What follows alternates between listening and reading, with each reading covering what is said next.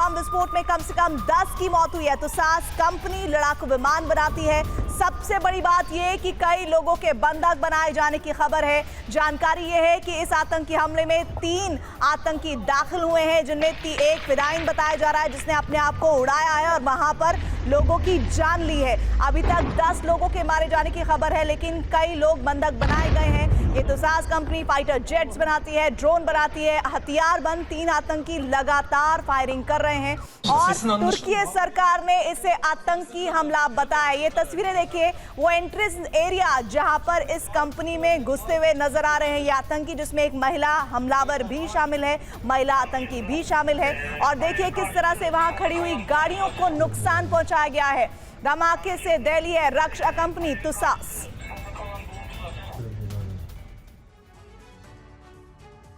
1 अक्टूबर और 19 अक्टूबर ये 2 तारीखें इजरायल के गौरव पर ईरान की चोट है।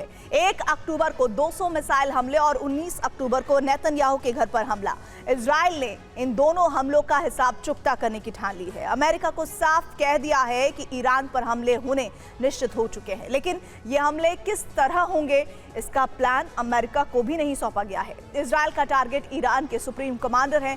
खामेनेई की हत्या का प्लान तैयार हो चुका है और इस रिपोर्ट में हम आपको बता रहे हैं कि इजरायल ये कैसे करने वाला है, इस ऑपरेशन की जिम्मेदारी किसे दी गई है और कैसे इस ऑपरेशन से पूरा अरब परमाणु संकट में फंस सकता है।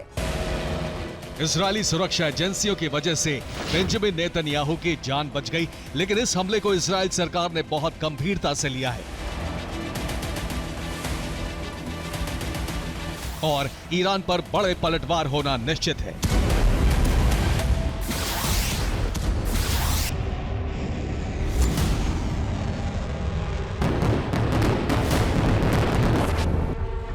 इस बात के संकेत मिले हैं अमेरिका के विदेश मंत्री एंटनी ब्लिंकन और बेंजामिन नेतन्याहू की मुलाकात से।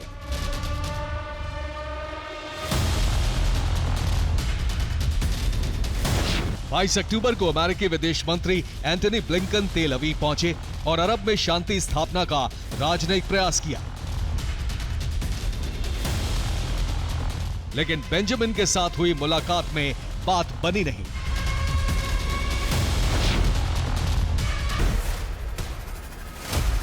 यानी अमेरिका के विदेश मंत्री कह रहे हैं कि ईरान पर हमलों का मतलब होगा युद्ध का विस्तार, क्योंकि इजरायल ने ड्रोन हमले का दोषी ईरान को माना है और पलटवार ईरान पर ही किए जाएंगे।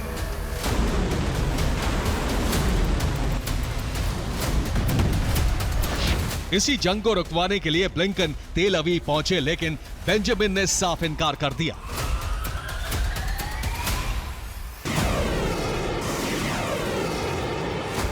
ब्लिंकन ने इजरायल से तेहरान पर हमले ना करने के लिए कहा। बेंजामिन ने कहा कि मेरी हत्या के प्रयास को नजरअंदाज नहीं किया जा सकता। अमेरिका ने तेहरान पर हमलों के लिए अनुमति नहीं दी। इजरायल ने कहा है कि ईरान पर सरप्राइज हमले होने जरूरी हैं।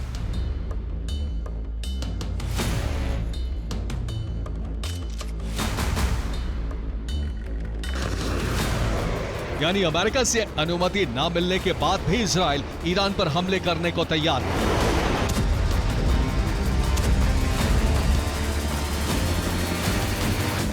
लेकिन अमेरिका से रिश्ते बिगड़ने के खतरे को देखते हुए इसका दूसरा रास्ता निकाला गया है।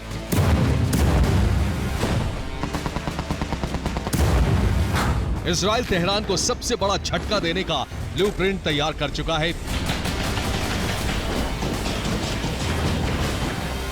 इजरायल बेंजामिन के घर पर हमले का बदला खामेनेई के मर्डर से लेने का प्लान बना रहा है।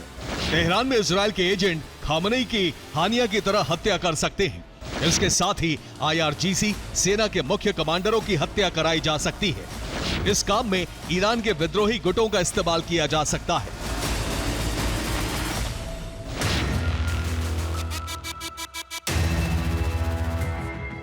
ईरान के करीब करीब हर विभाग में इजरायल के एजेंट सक्रिय हैं और इसके साथ ही ईरान में चलने वाले कई विद्रोही संगठन भी खामेनेई की हत्या कराना चाहते हैं,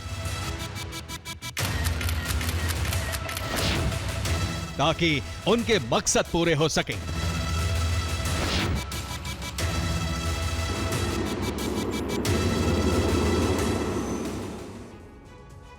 ईरान के अलग अलग इलाकों में कई विद्रोही गुट सक्रिय हैं। इनमें पहला है MEK। इसे People's Mujahideen Organization of Iran के नाम से भी जाना जाता है। 1979 की क्रांति में MEK संगठन IRGC के साथ था। IRGC के मतभेद के बाद 1980 की जंग में इसने इराक का साथ दिया। साल 2000 में ऑपरेशन बर्मन के तहत इसने ईरानी सुप्रीम लीडर के दफ्तर पर मोटार हमला किया था। दूसरा गुट है PDKI, जिसे the democratic party of Iranian Kurdistan कहा जाता है। ये ईरानी सत्ता के खिलाफ हथियार उठाने वाला कुर्दिश गुट है। तीसरा गुट है PJAK, जिसे कुर्दिस्तान की फ्री लाइफ पार्टी कहा जाता है। कुर्दिस्तान और करमेन शाह में ये गुट सरकारी संस्थानों पर हमला करता रहता है। चौथा गुट है जैश अल अदल। ये बलोच गुट 2012 में शुरू हुआ था। बलोच विद्रोहियों का सबसे बड़ा गुट फिलहाल यही है। इस गुट का मुखिया अब्दुल मलिक मुल्ला जाहिद है। पांचवा गुट है अहवाजी अरब ग्रुप्स। ये गुट खुज़ेस्तान प्रांत को ईरान से आज़ाद कराना चाहता है। छठवां गुट है ASMLA। ये ईरान में अरबिस्तान की स्थापना के लिए हथियार उठाने वाला गुट है। इन गुटों को ईरान विरोधी कई देशों का समर्थन मिलता है, जैसे MEK को इजराइल और US का समर्थन है। फंड और हथियार इन्हीं दोनों देशों से मिलते हैं। PJAK को भी इजराइल और US से ही फंड और हथियार दिए जाते हैं, ताकि तेहरान के रेजिस्टेंस ऑफ एक्सिस का जवाब तैयार किया जा सके। बलोच गुट जैश अल अदल को ईरान में सक्रिय रहने के लिए पाकिस्तान का समर्थन मिलता है। ASMLA और अहवाजी अरब ग्रुप्स को सऊदी अरब और UAE का समर्थन मिलता है, क्योंकि ये अरब मूल के हैं और सऊदी ईरान से हूती का बदला इन्हीं ग्रुप्स के जरिए लेना चाहता है।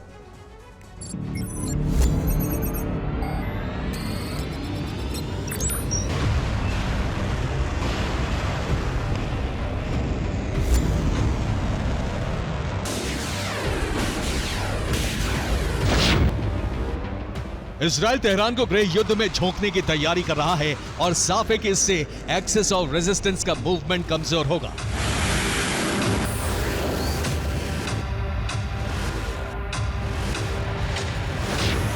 इसीलिए हिजबुल्लाह ने ड्रोन हमले की जिम्मेदारी ली है।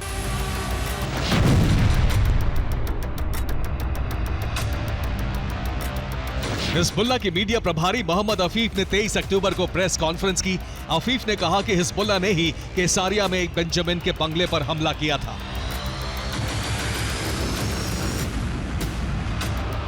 लेकिन इजराइल का मानना है कि अब रेजिस्टेंस की जड़ यानी तेहरान को भस्म करके ही खतरा खत्म किया जा सकता है। इसलिए तेहरान में बड़े कोवर्ट ऑपरेशन को हरी झंडी दे दी गई है और तेहरान ने इससे निपटने के लिए डिफेंस से लेकर न्यूक्लियर ऑफेंस तक की तैयारी शुरू कर दी है।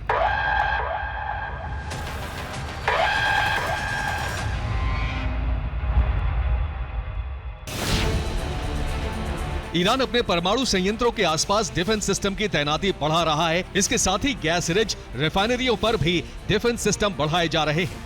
खामनेई के घर और दफ्तर की सुरक्षा में रूसी डिफेंस सिस्टम लगाए गए हैं। ये वही पंजशीर और S-300 डिफेंस सिस्टम हैं जो पुतिन की सुरक्षा में तैनात रहते हैं। ईरान ने ऐलान कर दिया है कि इजराइल उसके लिए सबसे बड़ा खतरा है और आत्मरक्षा के लिए परमाणु हथियार जरूरी हो चुके हैं। माना जा रहा है कि इसीलिए ईरानी वायुसेना के कमांडर पाकिस्तान दौरे पर गए हैं।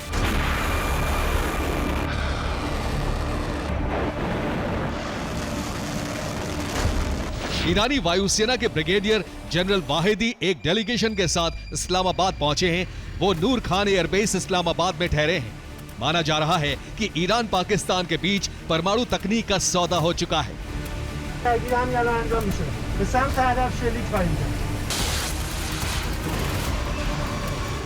ईरान पहले ही 90% तक यूरेनियम संवर्धित कर चुका है और पाकिस्तान से परमाणु तकनीक मिलने के बाद वह बहुत जल्द परमाणु बम बनाकर इजराइल को संकट में डाल सकता है।